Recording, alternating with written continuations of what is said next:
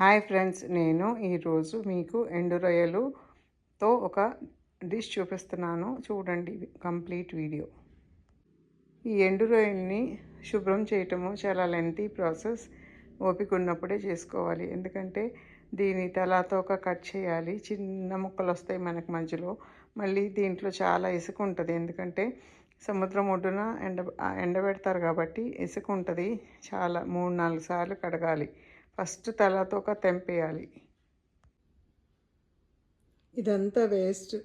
Half an hour పట్టింది అలవటానికి. ఇవి ఇప్పుడు మనం రెసిపీలోకి యూజ్ చేసుకోవాలి. కానీ మళ్ళీ ఇవి కూడా ఒకసారి బాగా చెరిగి నీళ్ళలో వేసి నానబెట్టి 2-3 సార్లు గాలిచ్చాలి. ఇసుకంతా పోయే వరకు గాలిచ్చాలి.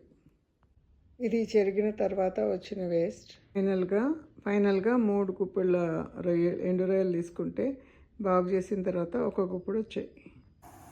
కొద్దిగా వేడి నీళ్ళు రెడీ చేసుకొని ఇప్పుడు మనము శుభ్రం చేసుకున్న రొయ్యల్ని 5 మినిట్స్ నానబెడదాం. ఈరోజు నేను ఎలక్ట్రికల్ కుక్కర్లో చేస్తున్నాను. ఎందుకంటే ఆయిల్ తక్కువ వేసి హాయిగా చేసుకోవచ్చని.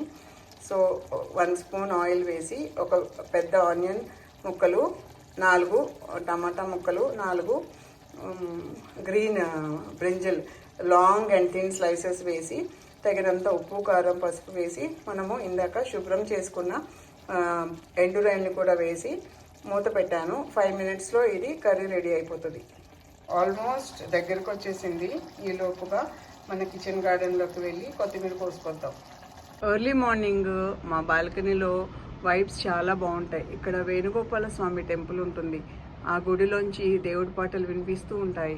6 o'clock నుంచి సౌండ్ పెడతారు. 6 వరకు సౌండ్ తగ్గిస్తారు. చాలా బాగుంటుంది. స్పైస్ లెవెల్స్ అన్నీ